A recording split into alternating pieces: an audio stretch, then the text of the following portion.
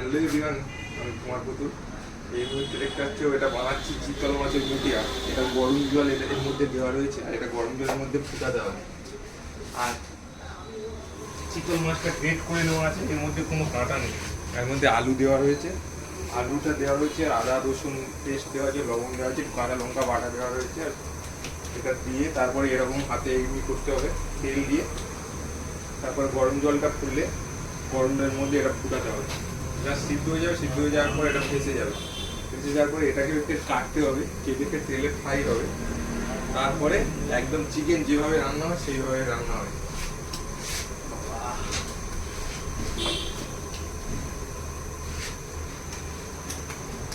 ঠিক আছে, আজটা বাড়িতে বসে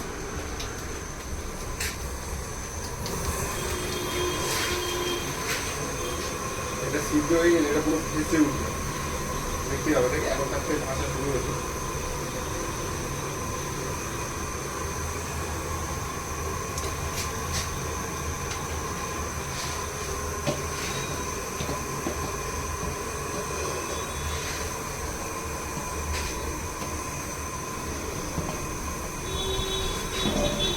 চিতল মাছের মুখিয়া।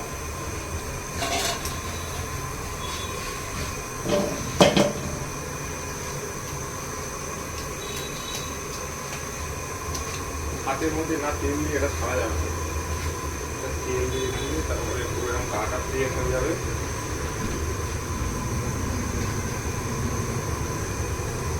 হয়ে গেল, তারপর সিদ্ধ হবে, সিদ্ধ করে কাটা হবে।